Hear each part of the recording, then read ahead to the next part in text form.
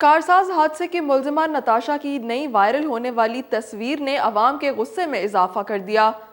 Viral तस्वीर की हकीकत क्या है, नताशा विक्ट्री का निशान क्यों बना रही थी, सारी तफसीलात आपको बताते हैं इस वीडियो में। कराची के इलाके कारसाज में गुज़श्ता पीर को एक तेज रफ्तार गाड़ी की टक्कर से 60 साला शख्स इमरान आरिफ और उनकी 22 साला बेटी आमना हलाक हो गई थी, जबकि पुलिस ने मौके से नताशा नामी ड्राइवर को हिरासत में लिया था।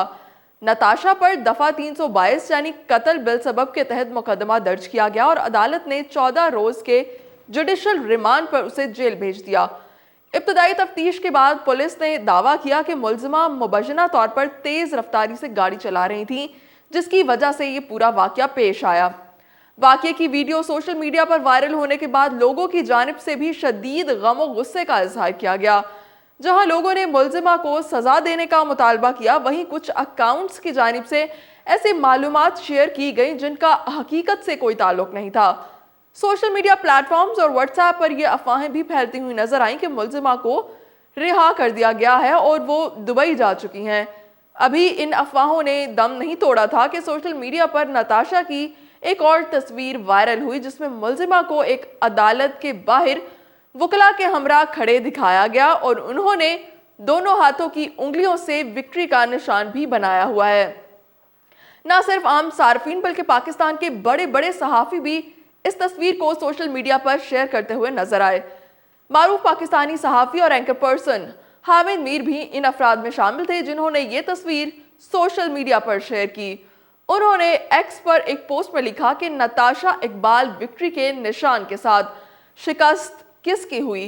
ताहम कुछ देर बाद उन्होंने अपनी ये पोस्ट सोशल मीडिया अकाउंट से डिलीट कर दी और इसकी वजह ये थी कि शेयर की गई तस्वीर का हकीकत से कोई ताल्लुक नहीं था।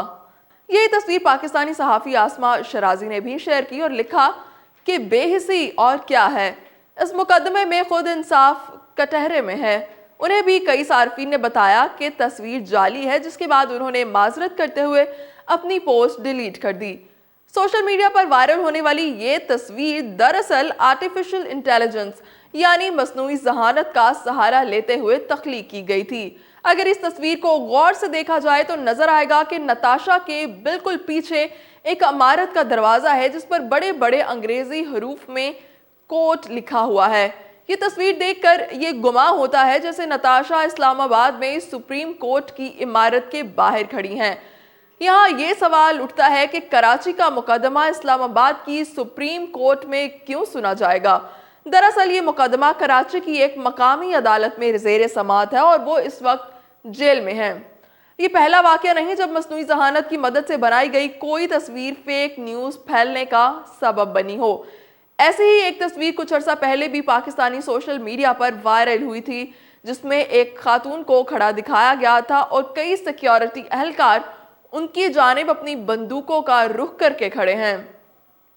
सोशल मीडिया पर उस वक्त ये कहा जा रहा था कि ये तस्वीर पीटीआई के एहतजाज के दौरान बनाई गई, लेकिन ये तस्वीर भी मसनूई ज़हानत की मदद से तख्लीक की गई थी।